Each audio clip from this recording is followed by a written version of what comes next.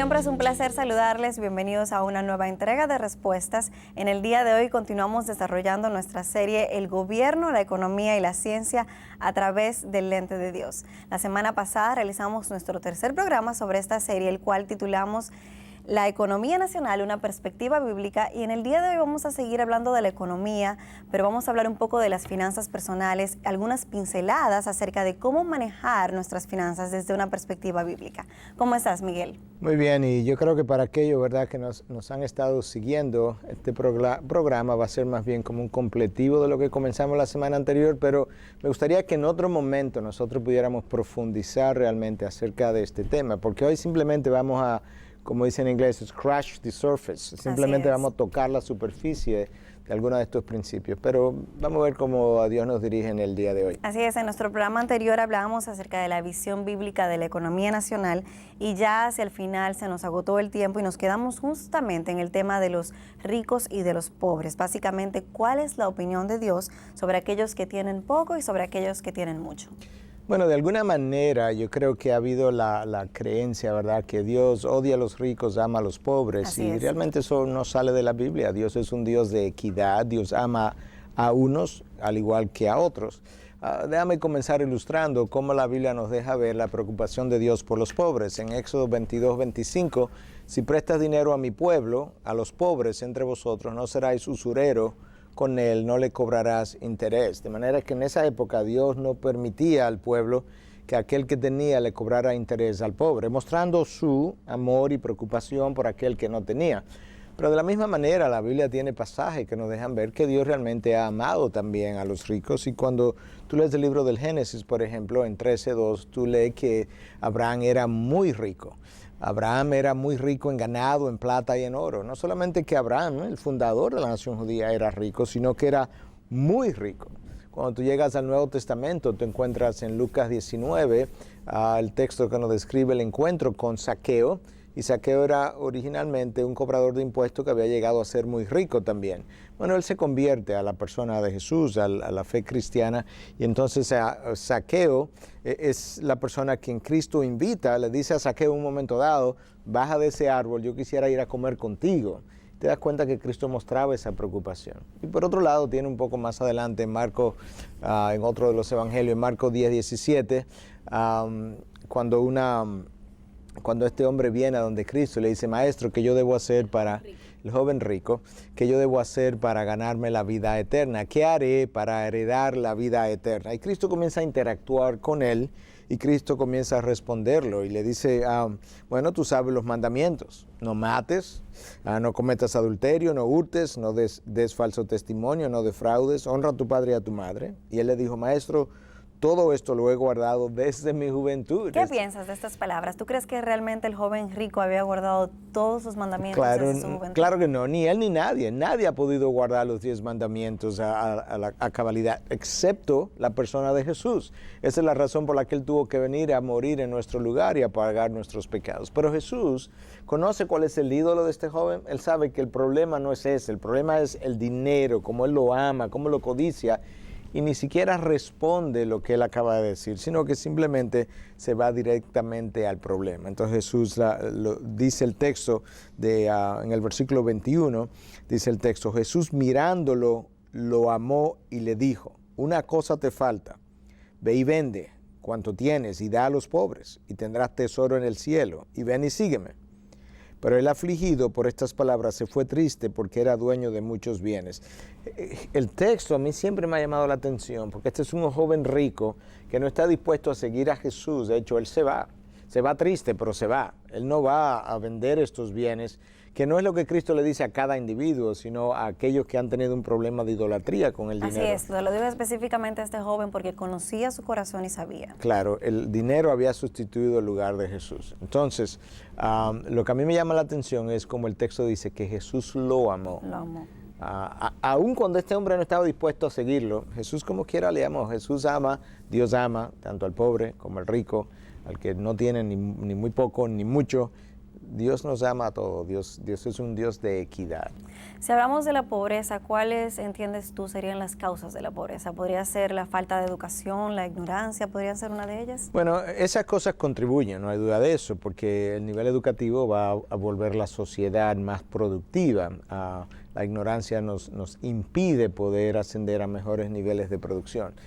Pero yo creo que sería simplista, quizá habría que hacer todo un programa para hablar de esto, pero a manera de grandes rasgos, el simplemente de ser un planeta caído va a hacer que algunas regiones tengan muchos recursos y otros tengan muy pocos recursos. Una mala distribución. Una mala distribución, producto de la misma caída.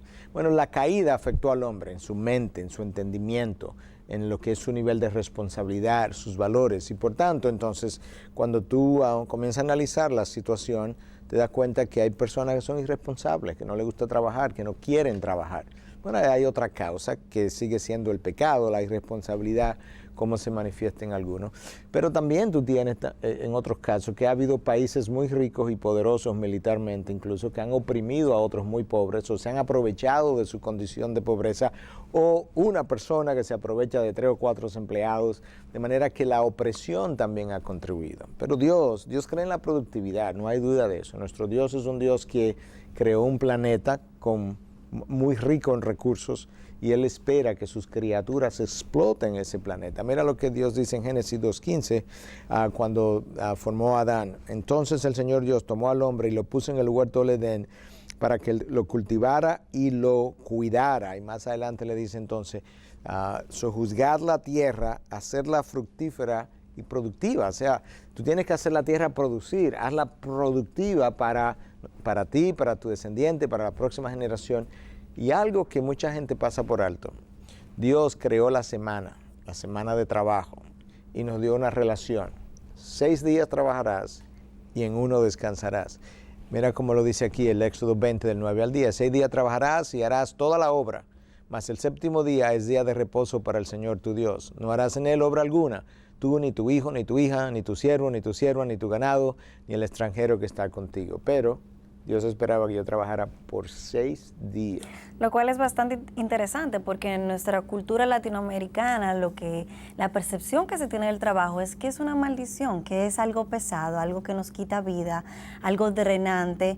Y tú ves a las personas en sus lugares de trabajo rogando porque llegue el viernes para decir gracias a Dios que hoy es viernes y trabajando para el viernes. Y cuando llega el domingo no quieren que regrese el lunes porque lamentablemente se ha convertido su trabajo en algo pesado para ellos. Claro, bueno, eso es exactamente lo que la caída del hombre originó, que el trabajo le iba a resultar pesado. Pero el propósito del trabajo, que comienza antes de que el hombre cayera y pecara, era otro totalmente distinto. El trabajo es parte de la manera como Dios le iba a dar sentido, propósito, significado, sentido de existencia, en relación con Dios, obviamente, pero era parte de lo que Dios había diseñado para darle al hombre sentido de propósito. En Estados Unidos las estadísticas se han hecho, aquellas personas que se retiran más tempranamente, se enferman más, se deprimen más, viven menos tiempo. El trabajo no es una maldición, es una bendición y nos ayuda incluso a sobrevivir más tiempo en nuestras vidas. Cuando Cristo vino, Él dijo, mi Padre trabaja hasta el día de hoy y yo también trabajo. Nosotros tenemos un Dios que cree en la productividad, que cree en el trabajo, que trabaja y que nos ha ordenado trabajar. Miguel, tú citabas algunos principios sobre la productividad en el Antiguo Testamento. ¿Hay algo en el Nuevo Testamento que nos habla acerca de la productividad? Bueno, definitivamente nuestro Dios es el mismo Dios en el Antiguo y en el Nuevo, y Él es consistente. Cuando muestra una cosa, de alguna manera vuelve y la muestra en la nueva revelación, en el nuevo pacto. Cuando llegas al Nuevo Testamento, déjame leerte este texto de 1 Tesalonicenses 4, del 11 al 12, para luego comentarlo. Pablo escribiendo dice, a que tengáis por vuestra ambición el llevar una vida tranquila y os ocupáis en vuestros propios asuntos, y escucha ahora, y trabajáis con vuestras manos, tal como os hemos mandado, a fin de que os conduzcáis honradamente para con los de afuera y no tengáis necesidad de nada. En este texto Pablo le está diciendo que tú debes trabajar con tu propia mano, suplirte de tal manera que tú no tengas que depender de aquello que está fuera de lo que es tu núcleo familiar, tu casa. Y Pablo dice, bueno, nosotros también hemos dejado ejemplo de haber hecho lo mismo. Tú vuelves a leer también en 2 Tesalonicenses en 3:10, algo que Pablo tuvo que recalcar en ellos. Porque aun cuando estábamos con vosotros, os ordenábamos, es algo imperativo, esto: si alguno no quiere trabajar, que tampoco coma. Increíble. Exactamente. Ahora nota que el texto no dice si alguno no puede trabajar. No, hay personas que no pueden trabajar. Pero si tú eres irresponsable, si tú eres perezoso, si tú no quieres trabajar pudiendo, Pablo dice, pues ¿sabes qué? Tu pecado de irresponsabilidad debe llevarte a que no puedes comer, y entonces tú podrás descubrir la necesidad que tiene de contribuir con todos los demás a lo que es la productividad. Yo creo que eso es algo que nosotros necesitamos enfatizar. Pablo dice en otro texto de la palabra que cuando tú no provees para aquellos que son de tu propia casa, tú como proveedor, como padre de familia, tú eres peor que un inconverso. En otras palabras, tú estás negando la fe. La fe se supone que debe ser, o el cristiano que ha creído en esta fe debe ser un individuo responsable en todas las áreas de su vida, y el trabajo es una de esas áreas. Probablemente entonces, a la hora del gobierno incentivar la productividad y regular la productividad, necesita tener ciertas cosas en mente, Miguel, porque muchos gobiernos han cometido el error de ayudar al necesitado dándole, regalándole, no incentivando la productividad. Sí, así es. Yo creo que hablamos en el programa anterior de que no hay duda de que hay algunas cosas básicas que el gobierno debiera proveer para su población y sobre todo para los necesitados. Pero eso es lo básico. Pero lo podemos comparar el gobierno con una familia. Cuando tú tienes un padre de familia, un papá y una mamá, que todos se lo dan a los hijos, todos se lo dan. Al final los hijos no quieren trabajar, los crearon irresponsablemente porque nunca le exigieron, nunca demandaron de ellos que ellos pudieran contribuir también a lo que eran los ingresos del hogar. Bueno, tú puedes traspolar eso a lo que es el desarrollo de los gobiernos, y una de las mejores cosas que los gobiernos pueden hacer es desarrollar nuevos lugares de trabajo, incentivar la creación de nuevos empleos, de manera que yo pueda ir a trabajar, yo tenga dónde ir a trabajar, que yo pueda recibir un salario decente, remunerativo, que me permita regresar a mi hogar y proveer para los míos. Eso me da sentido de responsabilidad, de productividad, hasta sentido de propósito, porque ahora yo no me siento como un parásito de la sociedad, sino como un ente productor, y eso también llena al hombre de propósito, el saber que él puede producir y contribuir. Y cada uno de nosotros tiene capacidades diferentes. Esas capacidades necesitan ser empleadas en lugares diferentes, niveles diferentes, pero para contribuir todo a que un país pueda desarrollarse. En pocas palabras, tú entiendes que el gobierno no debe darle a una persona que esté en necesidad sin antes haber mejor dado una promoción a lo que es la productividad, de incentivar a los trabajos y a mejorar las condiciones de trabajo, y no dar a alguien simple y llanamente porque está en necesidad. Definitivamente. Yo creo que lo que ha ocurrido en América Latina, bueno, en el tercer mundo, es que muchas veces el dar se ha constituido un instrumento político de tú conseguir entonces adeptos, seguidores, de promoción. Y entonces la motivación ya está errada. El dar debe ser algo que tú puedes hacer y debes hacer, como decíamos, por un lado cosas básicas, pero por otro lado quizás por un tiempo transitorio hasta que yo te pueda empujar y salir de la situación en la que tú estás, de manera que yo comienzo, pero yo tengo un fin, no algo que va a ser permanente, para que tú sepas que, bueno, como esto va a terminar, yo voy a tener que ir buscando qué hacer cuando esto termine, y yo creo que eso sería mucho más saludable, para el individuo incluso, y luego para la nación. La semana pasada hablamos un poco acerca de lo que es la libre empresa y concluimos que el gobierno debe proteger y promover lo que es la libre empresa. ¿Cuáles serían algunos beneficios de esta libre empresa? Bueno, yo creo que la libre empresa, y lo hemos visto en el mundo libre, hace varias cosas, y hablamos algunas de esas cosas en el pasado. Por un lado, la competitividad mejora los precios y mejora la calidad de los productos, hace ambas cosas, porque ahora yo tengo que competir contigo, y si tú lo estás produciendo mejor que yo o lo estás produciendo más barato que yo voy a tener para competir contigo o que mejorar la calidad o que abaratar el precio, o ambas cosas. Eso por un lado. También la libre empresa incentiva, cuando tú la promueves, incentiva la producción o la creación de nuevos empleos. Cada vez que tú hables de nuevos empleos, tú tienes nuevas personas que tú puedes entonces ocupar, con lo cual tú vas a desarrollar sus capacidades más allá, va a producir más y ambos se van a beneficiar. Y la libre empresa también cuando disminuye, al crear nuevos empleos, disminuye la tasa de pobreza o los índices de pobreza, precisamente porque ahora tú tienes más individuos siendo productivos. No habría nada de malo, Elaine, con que tú produzcas un producto y yo también lo produzca. Si nosotros podemos hacer eso con integridad, eso no es antibíblico, de hecho eso es bien bíblico. ¿Y qué tiene de malo que cuando tú produzcas ese producto mejor que el mío o venga a un precio más barato, tú me fuerces a tener que hacer lo mismo? No tiene nada de antibíblico eso. Yo necesito simplemente ser responsable y tratar entonces de trabajar al nivel que tú estás trabajando. Sin lugar a duda, yo creo que la mejor forma de mejorar lo que son precios, condiciones, calidad, es la competitividad. Y a nivel personal, hazlo entonces con integridad. Miguel, otra área de las finanzas que tiene que ver íntimamente con los gobiernos es el pago de impuestos, algo que el ciudadano no siempre está muy de acuerdo, siempre hay quejas, insatisfacción, nadie está de acuerdo con pagar. Debe haber algún principio bíblico que nos diga qué hacer frente a estas situaciones. Bueno, hay múltiples, de hecho. Déjame quedarme en el Nuevo Testamento, donde Cristo viene y le preguntan, en un momento cuando ellos estaban bajo un emperador corrupto, si era lícito pagar impuestos. Y Cristo, de una forma muy sencilla, muchos conocen la historia, pide una moneda y le dice, ¿de quién es esta esfinge? ¿Esta cara de quién es? Bueno, es del César. Bueno, pues dar al César lo que es del César y a Dios lo que es de Dios. Con lo cual estaba afirmando que debías pagar impuestos. Entonces vienen donde él. Le dicen, pero tus discípulos no pagan impuestos. Y él dice, es así. Eso es lo que ustedes piensan. Pedro, vete a pescar, Pedro. Cuando tú cojas un pez, tú te vas a encontrar una moneda en su boca. Ve y paga el impuesto tuyo y el mío. De manera que Cristo, que era Dios, es Dios, Él tenía el derecho de no pagar impuestos. La tierra y el cielo y la tierra Él posee el cielo y la tierra. Sin embargo, Él cuando vino a su paso por la tierra, Él se sometió a las leyes e hizo el pago de impuestos. Más adelante, después que Cristo muere, Pablo escribe por inspiración del Espíritu Santo en Romanos 13, y a este texto hemos aludido en otra ocasión, y a partir del versículo 6 nosotros leemos lo siguiente, pues por esto también pagáis impuestos, porque los gobernantes son servidores de Dios, dedicados precisamente a esto, pagar a todos los que debáis, al que impuesto, impuesto, al que tributo, tributo, al que temor, temor, al que honor, honor. Nota como el texto dice que los gobernantes son servidores de Dios. Y uno pudiera decir, wow, pero aún los malos gobernantes, aún los dictadores, bueno, a veces esos son servidores de Dios como instrumento de justicia para un pueblo que no ha querido vivir de otra manera.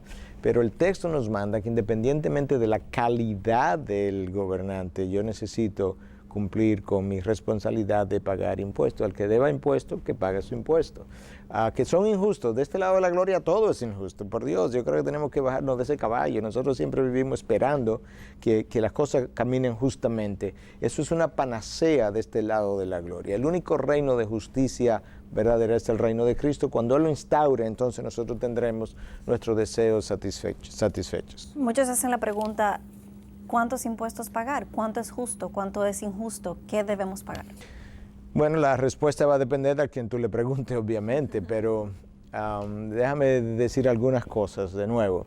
En la mayoría de los países, como el nuestro, hay una diferencia de impuestos, una tasa de impuestos que varía de acuerdo a los ingresos, y muchos opinan que esa es la forma más justa de hacerlo, pero otros opinan, y yo creo que el lente bíblico está ahí para decirnos, probablemente esa es de otra manera. Porque en la Biblia, cuando Dios estableció un sistema de impuestos en Israel, cuando Dios habla del diezmo en el Antiguo Testamento, eso no fue simplemente el diezmo que nosotros conocemos hoy dentro de la iglesia, era un sistema de impuestos, literalmente, donde un 10% iba a ser dedicado a la manutención de los levitas, un 10% iba a ser dedicado a mantener el templo y un 10% que se iba a recoger cada 3 años para mantener a los pobres y a los necesitados. Es una tasación de impuestos. Así es. Y sin embargo, Dios no estableció una diferencia de impuestos para diferentes niveles, por una razón muy sencilla, Elaine. Si yo establezco una tasa única de 10% a una persona que gana 1,000 pesos, ¿cuánto él paga de impuestos? 100 pesos. 100 pesos. Yo le aplico la misma tasa única a una persona que gana 10,000 pesos, para hacerlo más fácil. ¿Cuánto él paga de impuestos? 1,000 pesos. Cuando tú ganas 100 pesos, cuando tú ganas 1,000 pesos, tú pagas 100 pesos de impuestos. Cuando tú ganas 10 veces más que serían 10,000 pesos, tú pagas 10 veces más, 1,000 pesos. De manera que ahí hay una proporción realmente justa, equitativa, que realmente aumenta con tus niveles de ingreso. Tan pronto tus ingresos aumentan, tú tienes que pagar más porque ya tú tienes que pagar un 10% de una mayor tasa. Entonces, entre esos dos polos se han debatido las ideas a lo largo del tiempo. El creyente ahora, cuando él paga su 10%, el diezmo que él da a Dios, y él le sobra mucho más dinero, él no debe sentirse con la libertad de hacer lo que él quiera con eso, porque el dinero es de Dios. Él todavía debiera preguntarse, ¿qué más Dios quisiera que yo hiciera con toda esta sobreabundancia que ha quedado? Obviamente no le podemos pedir eso al inconverso, porque el inconverso no piensa de esa forma, no tiene esos valores. Así es, otro tema bastante controversial, Miguel, es el ahorro. ¿Es el ahorro bíblico o no es bíblico el ahorro? Muchos piensan y citan a Cristo, que dice que no hagamos tesoros en la tierra, y justifican este texto para no ahorrar, mientras que otros entienden que no, que Dios nos ha llamado a ser previsores, a guardar, a ahorrar para el futuro por si se presenta alguna emergencia. ¿Cuál es la posición bíblica? Yo creo que la Biblia habla de ambas cosas, y la realidad es que eso es tan frecuente en la Biblia, que nos da un principio y nos da otro, que no necesariamente son contradictorios, aunque a la mente humana le parecen contradictorios. La Biblia habla en el Nuevo Testamento que debiéramos confiar en Dios y debiéramos afanarlo por el día de hoy. Y sin embargo nosotros vemos, no solamente en el Antiguo Testamento, aún en el Nuevo Testamento, la necesidad de caminar con cautela y poder hacer previsión. O sea, ¿cuál es el balance entonces? Bueno, déjame irme al Antiguo Testamento. Tú te encuentras en el libro del Génesis a José, por ejemplo, que es instruido por Dios a instruir al faraón para que guarde alimento por 7 años. ¿Por qué? Porque venía una sequía tremenda y el pueblo iba a necesitar alimento. Si José no hace eso y el faraón no hace eso, hubiesen estado desobedeciendo la voz de Dios, por un lado, y número dos, con que iban a enfrentar la sequía. Nosotros vivimos en un planeta caído. En un planeta caído hay años buenos y hay años malos, y por tanto yo necesito guardar para los años malos. En el libro de Proverbios, capítulo 6, a partir del versículo 6, mira lo que dice Dios hablando. Ve, mira la hormiga, perezoso, observa sus caminos y sé sabio, la cual sin tener jefe, ni oficial, ni señor, prepara en el verano su alimento y recoge en la cosecha su sustento. ¿Hasta cuándo, perezoso, estarás acostado? ¿Cuándo te levantarás de tu sueño?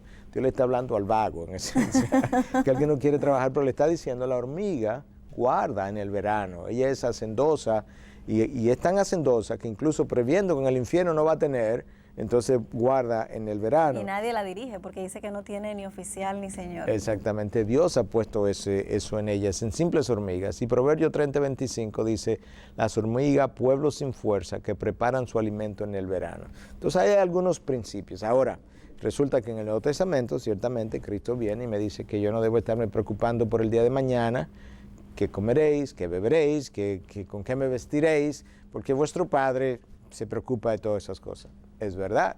Entonces, ¿dónde está la solución? Bueno, la prohibición es preocuparme, pero yo puedo ocuparme sin estar preocupado. Entonces, ¿cómo lo hago? Confiando en Dios y en su dirección. Si Dios no te está dirigiendo a tu acumular, entonces quizá yo no debiera estar ahorrando. Yo debo caminar con Dios, y ahorrar por ahorrar no es un principio bíblico. Ahorrar debido a instrucción de Dios, con un propósito específico. Yo no necesito ahorrar para las próximas 3 generaciones de mi vida. Eso no es bíblico. Yo necesito ahorrar para que en mi vida yo pueda proveer responsablemente para no cargar a otros, para mi familia y aquellos que descienden de mí. Miguel, ¿qué pasa si no ahorramos? Porque no queremos, porque no tenemos esa disciplina para ahorrar el dinero, porque lo malgastamos. ¿Cuáles serían las consecuencias negativas para eso en nuestra vida? Bueno, que es el caso de la mayoría. Así es. Nosotros vivimos vidas tan egocéntricas, tan hedonistas, que todo lo que ganamos lo gastamos. Entonces nunca permanezco indisciplinado. En esa indisciplina voy a comenzar a incurrir entonces en deudas. Así es. Porque voy a terminar gastando, en la falta de disciplina me lleva a mí a gastar más de lo que ingreso, que es el caso de la mayoría. Entonces ahora no es simplemente que no ahorro, es que mi falta de disciplina. Está viviendo por encima de sus posibilidades. Exacto, pero eso se debe a una falta de disciplina, que el ahorro hubiese podido cultivar disciplina para no gastar todo lo que ingreso, y al mismo tiempo me hubiese protegido de las deudas. No simplemente porque tengo un lugar de donde sacar, sino que cuando tengo disciplina para ahorrar, asimismo, yo no voy a malgastar y ser un hedonista y un egocéntrico en la manera en que yo vivo. Y por otro lado, cuando tienes alguna emergencia personal o de uno de tus seres queridos, ¿con qué vas a responder? Entonces te das cuenta que el ahorro, dentro de las posibilidades, rinde un propósito. Has hecho alusión a los seres queridos y a ayudar. ¿Qué te parece si hablamos un poco del dar, de ayudar a otro? Y me gustaría que ampliáramos este tema, porque ciertamente en Hechos 20:35 dice que más bienaventurado es dar que recibir. ¿Cuáles serían los beneficios de dar? Bueno, el dar tiene múltiples beneficios, no solamente para el que recibe, que está siendo ayudado, pero tiene beneficios para mí, porque una de las cosas que hace es que me saca de mi egocentrismo, me hace sensible a las necesidades de los demás, evita que el dinero me domine, y esa es la razón por la que Richard Foster, en un libro que hemos recomendado, creo, en otras ocasiones, Dinero, Sexo y Poder, habla de que la mejor forma de que el dinero no te domine es profanándolo, y la mejor forma de profanar el dinero es regalándolo.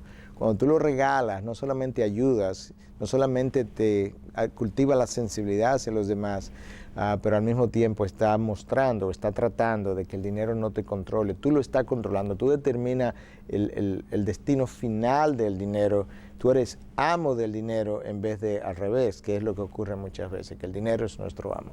Hasta ahora hemos conversado acerca de producir, de ahorrar, de dar. La pregunta sería, ¿cuánto? ¿Cuánto debemos ganar? ¿Cuánto debemos dar? ¿Cuánto debemos ahorrar? Bueno, John Wesley fue un gran evangelista del pasado, a quien Dios usó mucho.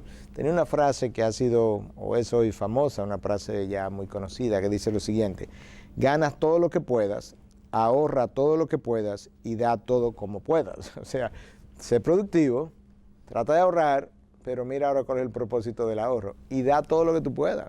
El ahorrar por ahorrar no es una virtud. El ahorrar para que mis próximas 3 generaciones, como yo decía, estén seguras, no es una virtud, porque no estoy contando con Dios como seguridad, no. Ahora, tú debes ahorrar con la intención de poder ayudar a otros.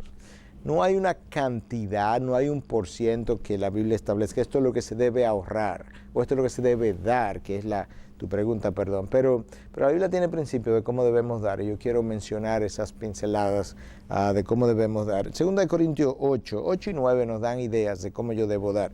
2 Corintios 8:4 nos dice que yo debo dar de manera voluntaria, de manera que no es algo obligatorio, impuesto.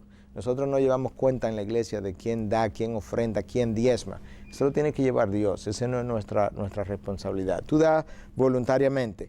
El mismo texto, pero en versículo 2 nos dice que nosotros debemos dar generosamente. No simplemente, aquí va mi dádiva. No, yo debo ser generoso. El texto de 2 Corintios 8 sigue diciendo, yo debo dar sacrificialmente. O sea, debe costarme algo. Mucha gente da lo que le sobra. Bueno, así es muy fácil. Pero hay gente que no sobrándole sabe sacrificarse para darle a otro. La palabra de Dios nos manda en 9:7, 2 Corintios 9:7, a dar gozosamente. Dios ama al dador alegre. Fíjate que no dice que Dios ama al que da, no, Él ama al dador alegre, el que tiene en su corazón el gozo de compartir las bendiciones que Dios ha puesto en sus manos. Y 2 Corintios 8:7 nos dice que debiéramos dar con amor, amorosamente. Voluntariamente, amorosamente, generosamente, gozosamente. Ahí hay principios de quienes me van a ayudar a mí a poder dar ampliamente.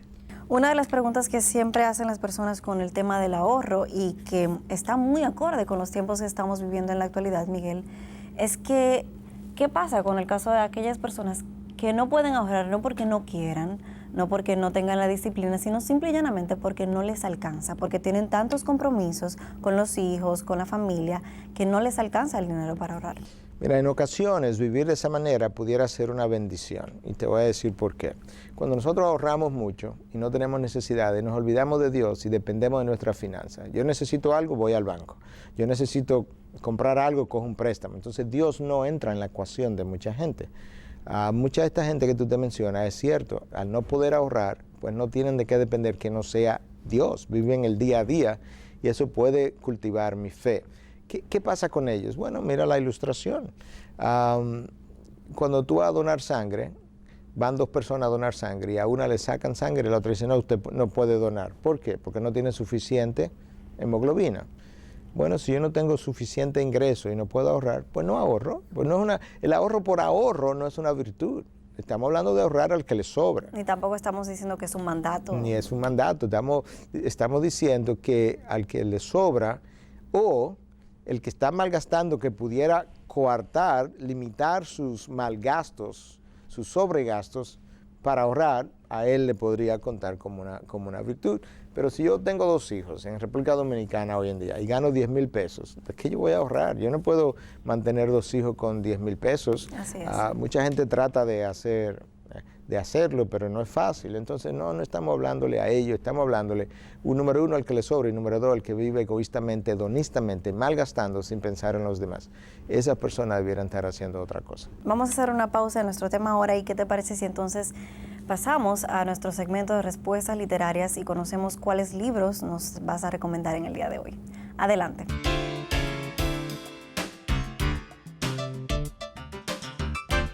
Miguel, ¿cuál es tu recomendación para el día de hoy? Bueno, en primer lugar tengo un libro del Ministerio Conceptos Financieros Crown. Este es un ministerio que se dedica precisamente a instruir al cristiano a cómo manejar sus finanzas.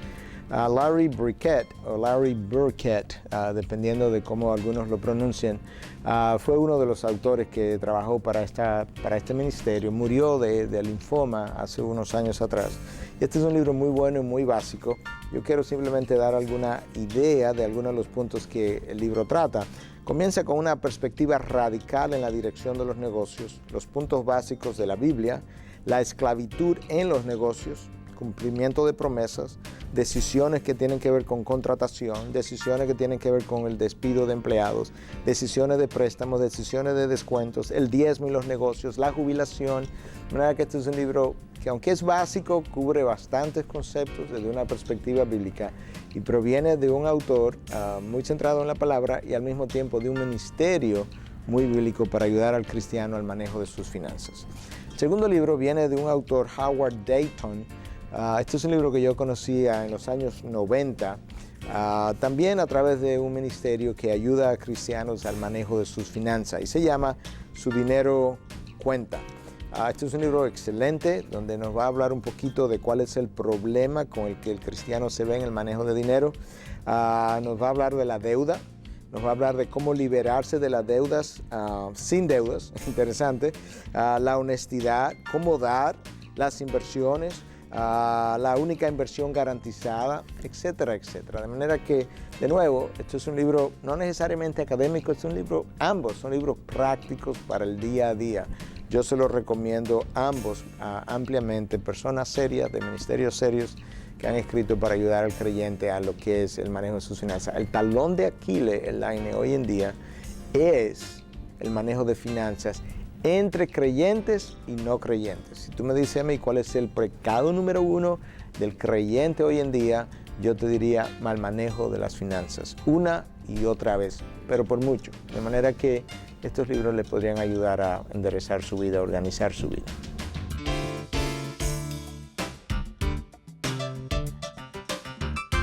Continuamos con respuestas. Miguel, hablábamos hace un momento acerca del ahorro y los principios bíblicos y cómo estábamos alegando que no estamos diciendo que ahorrar es un mandato, sino simple y llanamente ahorra el que puede, ahorra el que le sobra dinero. Yo te pregunto, ¿podríamos aplicar este mismo principio a lo que es el diezmo? Si una persona me dice, Elaine, no me alcanza para diezmar, ¿qué le digo? Mira, aquí vamos a caminar sobre huevos ahora. Entonces, la respuesta es, yo te voy a dar 2 respuestas, A y B. Si Dios sabe ciertamente que esta persona es una persona responsable y que siendo todo lo responsable posible, realmente por el nivel de ingreso que tiene, por el número de hijos que tiene, no puede completar su 10%, yo soy de la convicción que esa persona no tiene problema delante de Dios. Ahora, yo no creo que ese es el caso en la gran mayoría. La gran mayoría que no diezma, pero por mucho, ese no es el problema. Los estudios han sido hechos y está claramente demostrado en Estados Unidos, con una sociedad que lo estudia todo, que las personas que menos dan en por ciento, mientras más ingresos tienen, menos dan. Y las personas que más cumplen con su diezmo son las personas que menos ingresan. ¿Por qué? Porque personas responsables delante de Dios, cuando tienen un ingreso, lo que ocurre es que frecuentemente apartan la parte de Dios primero. Dicen, mi ingreso no son 10,000 pesos, son 9,000, porque ya los 1,000 no son míos. Literalmente, eso es como lo ven. Es. Yo, cuando tú ganas, bueno, yo tengo 9,000 pesos disponibles, pero y los otros 1,000 no, porque eso no es mío. Entonces muchas personas aprenden a vivir, personas responsables ante Dios, con eso, con ese ingreso. La viudita, en el Nuevo Testamento, Cristo la usa como ejemplo de cómo ella tenía 2 moneditas nada más, y esas 2 moneditas se las dio a nuestro Dios. Entonces, por eso yo decía que estamos caminando sobre huevo, porque a la hora que tú dices, bueno, si tú realmente no puedes diezmar, pues no lo hagas, pues todo el mundo se va a la playa, se va de vacaciones, pone a los hijos en los mejores colegios, y es que no me alcanza. Sí, claro, después que tú te lo derrochas todo en ti mismo, no te alcanza. No estamos hablando de eso. Tú puedes tener carros de menos condiciones, tú puedes usar menos aire acondicionado, tú puedes hacer una serie de cosas de tal manera que tú puedes entonces ser responsable delante de Dios. Pero no se nos ocurre eso. Y la verdad es que, lamentablemente, la gente no quiere sacrificarse. Yo siento poner este ejemplo, pero mira, mi esposa y yo pudiéramos perfectamente dormir con aire acondicionado, tenemos los ingresos y no lo hacemos, la mayoría de las veces no tenemos la necesidad de hacerlo. Eso permite ahorrar para otros, yo no tengo que echármelo todo encima para mí mismo, que es como nuestra población vive, pero así es. Así es. ¿Qué te parece si resumimos entonces un poco lo que hemos hablado hasta ahora? Hablamos de dar, hablamos de ahorrar, hablamos del trabajo. Ninguna de estas cosas dijimos que son una meta en sí mismos, sino instrumentos que Dios pueda usar para llevarnos a un fin. Sobre el trabajo dijimos que nos da sentido de propósito, nos da significado, permite que yo entonces también pueda proveer para los míos y es otro lugar de donde yo puedo reflejar a Cristo e impactar al mundo. Acerca del ahorrar me dijiste que no es una meta, pero que puede prepararme para los días difíciles y que puede ayudarme también para ayudar a otros. Así es. Y sobre el dar, dijimos que era otra forma de ayudar a los demás, aunque debemos tener en cuenta que cuando damos no necesariamente estamos honrando a Dios, Miguel, sino que debemos buscar la voluntad de Dios para saber cómo podemos ayudar a esa persona. Así es. Y no necesariamente muchas veces es dándole dinero, sino proveyéndole de otras cosas. Y cuando cuando entendamos que Dios nos está dirigiendo a darle dinero a alguien, pues entonces hacerlo de esa manera. Cuando vamos a dar, debemos buscar la dirección de Dios, al igual que cuando vamos a ahorrar. Siempre debemos guiarnos por Dios, porque Él es precisamente quien sabe qué nos depara más adelante el futuro, y Él es que sabe de qué vamos a tener necesidad. Definitivamente. A José fue dirigido por Dios a ahorrar, en el Antiguo Testamento, como mencionamos, el capítulo 41 del Génesis, pero en otros casos Dios no dirigió a ninguno de sus siervos a hacer algo similar. Entonces Dios es la clave. Cuando Cristo vino, oye, si había alguien que podía dar de comer a los necesitados todos los días, era Cristo, y sin embargo solamente lo hizo 2 días. 2 días multiplicó los panes y no volvió a hacerlo. ¿Por qué no lo hizo? Él tenía el poder. Bueno, porque el mayor problema del hombre no es físico, es el hambre del alma, y a eso fue que Él vino. Entonces, ahí sí Él ministró y dio todos los días para satisfacer esa necesidad. El mismo Cristo bajó a la piscina de Bethesda y encontró cientos de enfermos y sanó a uno solo. ¿Por qué? Porque la realidad es que la voluntad de Dios es lo que tiene que guiarnos. Cristo no dijo al final de sus días, gracias Padre porque yo le di de comer a todo el que tenía hambre, ni gracias Padre porque yo sané a todo el que estaba enfermo, porque Él no lo hizo. Lo que sí Él dijo fue, gracias Padre porque hice conforme a como tú me ordenaste, como tú me enviaste. Él hizo todo lo que el Padre le dijo que debiera hacer, y lo demás no lo hizo. Eso es válido para Él, pero eso es válido para mí. Y ese es el caminar con Dios que va a determinar esa dirección. Muchas personas dicen que van a ser felices cuando tengan esto o aquello, y es increíble, pero la realidad es que el ser humano, Miguel, nunca está conforme, siempre está mirando más allá, anhelando lo que no tiene y diciendo que cuando logre esto, entonces va a ser finalmente feliz. La pregunta es, ¿cuánto se requiere para ser feliz? Bueno, creo que en otra ocasión, hace ya mucho tiempo, haciendo un programa X, hablamos un poquito de esto y yo mencionaba a uno de los Rockefellers, que alguien le preguntó y él decía un poquito más de lo que se tiene.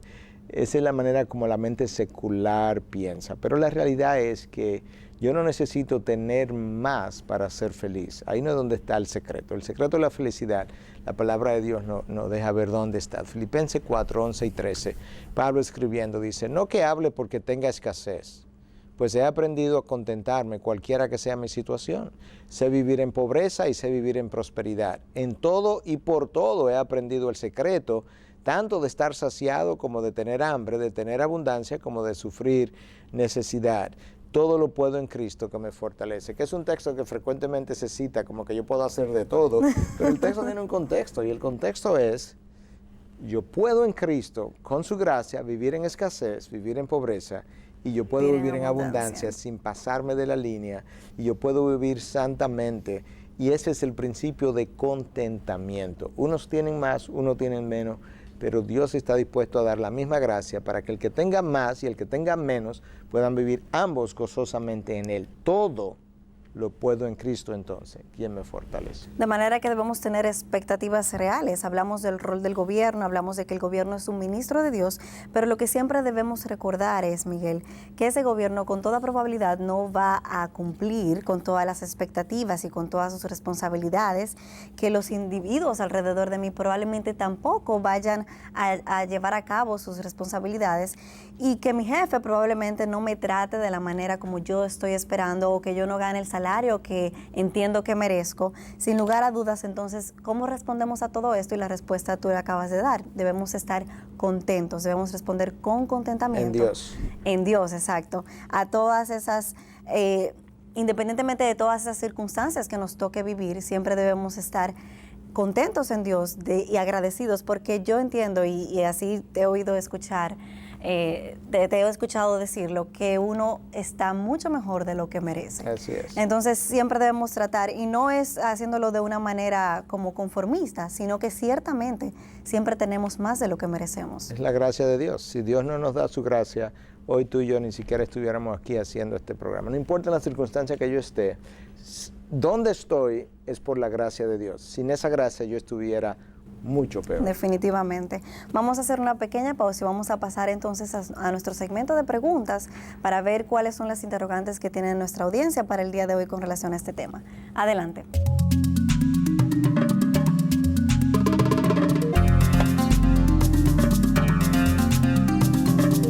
Integridadysabiduría.org es el portal a través del cual recibimos las preguntas y las interrogantes que nos llegan desde nuestra audiencia.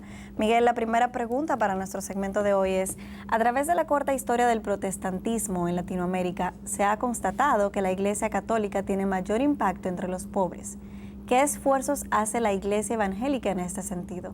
¿Por qué la Iglesia Evangélica no ha sido tan intencional en asistir a los pobres de manera práctica si la Biblia lo manda de esa forma? Bueno, yo creo que esa respuesta tiene un par de observaciones. En primer lugar, no ha sido así en todos los sectores de América Latina, aunque ciertamente en muchos es la realidad. Nosotros no podemos olvidar que a pesar de que el protestantismo como tal llegó a Latinoamérica hace mucho tiempo, a manera de un misionero aquí, un misionero allí, la realidad en términos de lo que es el movimiento de iglesia evangélica como movimiento en Latinoamérica es otra. La iglesia evangélica es extremadamente joven, eso tiene quizás del año 1970 para acá, número uno. Número dos, el movimiento evangélico inicia en su enorme mayoría en la clase pobre. Entonces la clase pobre no tiene con qué ayudarse a sí misma. El movimiento evangélico en el tercer mundo apenas ha comenzado a incursionar en los sectores de clase media y clase media alta versus la Iglesia de Roma, que tiene 500 años de historia de la Reforma para acá, sin contar los años anteriores. Entonces yo creo que tenemos que darle tiempo a la historia, a la Iglesia evangélica, que crezca como movimiento y madure, y en la medida en que esa clase media y media alta tenga más recursos y haya sido alcanzada, el Evangelio mismo va a seguir moviendo a esa iglesia hacia abajo para ayudar a los necesitados. Así es.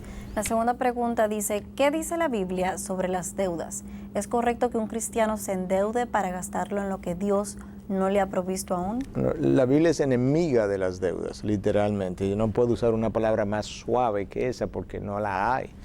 El libro de Proverbios nos dice que el que se endeuda es esclavo de quien te presta. Así es. Bueno, ese es el problema. En primer lugar, te endeudas para comprar algo que Dios no está proveyendo, lo que implica que hay muchas veces falta de contentamiento con lo que Dios ha provisto. Número uno, hay avaricia, hay codicia, hay envidia, hay narcisismo, hay hedonismo. Yo quiero lo que el otro compra, yo quiero uno igual. Donde el otro se va de vacaciones, yo quiero uno igual.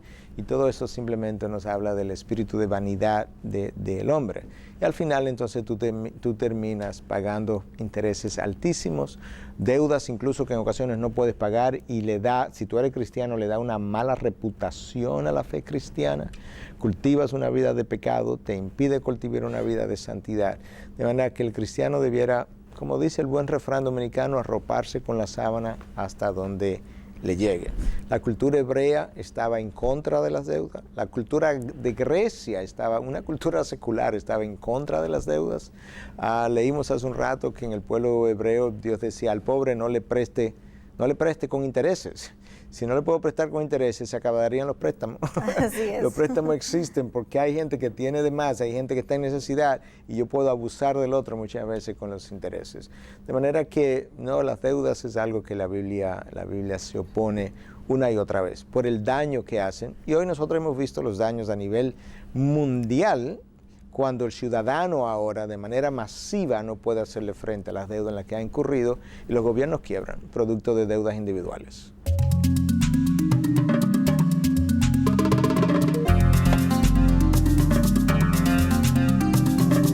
Miguel, ¿cómo podemos encontrar un balance en el manejo de nuestras finanzas? Yo creo que hay muchas cosas que uno pudiera decir, pero déjame citar al autor de Proverbios 30, del 7 al 9. Yo creo que este verso nos va a ayudar a entender parte de la problemática a la que el hombre se enfrenta. El texto dice: 2 cosas te he pedido, no me las niegues antes de que muera. Aleja de mí la mentira y las palabras engañosas. No me des pobreza ni riqueza. Dame a comer mi porción de pan. No sea que me sacie y te niegue y diga, ¿quién es el Señor? O que sea menesteroso y robe y profane el nombre de Dios. Lo que este texto está expresando, yo no quisiera ser tentado por la pobreza a robar, a mentir incluso, pero por otro lado yo no quisiera ser tentado por la riqueza, porque la riqueza me hace descansar en mis finanzas, en mis recursos, y entonces rechazarte. El autor del texto está diciendo, dame un balance, Dios, yo no lo tengo, balancea mi vida. Bueno, entonces yo creo que mucho en la vida cristiana tiene que ver con balance. Dios va a proveer diferentes niveles de ingresos, independientemente de cuál sea mi nivel de ingreso. Yo debo tener contentamiento, yo debo tener disciplina, yo debo ser un individuo de excelencia, de productividad, responsable con los míos y con los que están a mi alrededor, independientemente de cuánto yo ingrese. Y yo debo ser un individuo que comparte las bendiciones que Dios pone en mis manos. Yo creo que en todo eso está el balance. Ahora, sin Dios yo no lo puedo lograr. O sea, la carne no tiene la habilidad de ser balanceada. Aún con Dios, la carne continuamente lucha en contra. Yo necesito dependencia de Dios para que Él pueda balancear mi vida. ¿Cómo concluyes en el día de hoy este tema, Miguel? Bueno, quizá algunas cosas no le hemos dicho, algunas cosas que quizá algunos de los televidentes lo saben, pero yo quisiera no dejarlas afuera. En primer lugar, Dios es el dueño del cielo y la tierra. Mis finanzas no son mías. Mi casa, mis propiedades no son mías, son de Dios. Nosotros simplemente somos siervos y administradores, como decía el apóstol Pablo, que todo hombre nos mire como simplemente siervos y administradores. Por tanto, si yo soy un administrador, yo voy a tener que rendir cuenta. Yo voy a tener que rendir cuenta de lo que Dios ha puesto en mis manos, de todo lo que Él ha puesto en mis manos. De manera que ante Dios no es tan fácil decir, bueno, si me sobró dinero lo puedo gastar en esto. Él me va a pedir cuenta de cómo lo gasté, qué tan responsable, cubrir necesidades. Tuve el reino de los cielos pendiente, lo tuve en primer lugar. Entonces yo creo que el principio de que Dios es el dueño del cielo y la tierra, número uno. El principio de que yo soy un simple siervo y administrador de bienes que Dios posee. Número tres, ¿qué tengo que no se me haya dado? Yo no tengo absolutamente nada que yo no lo haya recibido. Así es. Si lo recibí, no tengo de qué jactarme. Ha sido una bendición. Bueno, pero yo trabajé muy duro. La fortaleza para trabajar te la dio Dios. Y la salud. La salud para trabajar te la dio Dios. El empleo, el trabajo, la compañía donde has hecho el dinero, te lo dio Dios. La inteligencia para poder hacer lo que estaba haciendo, te lo dio Dios. Los talentos te lo dio Dios. Por tanto, tú debes ser un individuo altamente agradecido al dador y responder en agradecimiento al dador y a su pueblo, precisamente porque ¿qué tengo que yo no lo haya recibido? Y eso es algo que usted necesita recordar. Resumiendo, Dios es el dueño del cielo y la tierra. Usted es simplemente un administrador de lo que es posesión de Dios. Y número 3, usted no tiene nada que no haya recibido de Dios. Sea una persona agradecida a su dador. Miguel, muchísimas gracias por compartir con nosotros estos principios bíblicos para el manejo de nuestras finanzas. Y bueno, vamos a seguir entonces con el desarrollo de esta serie que aún no termina. Así es, yo espero que mucha gente haya podido entender mejor el rol del gobierno en la economía nacional y luego el rol del individuo en la economía personal. Así es. A ustedes, amigos televidentes, como siempre, les extendemos la invitación para que visiten nuestra página en internet, la dirección integridadysabiduría.org. Gracias por habernos acompañado en esta ocasión y nos vemos la próxima semana.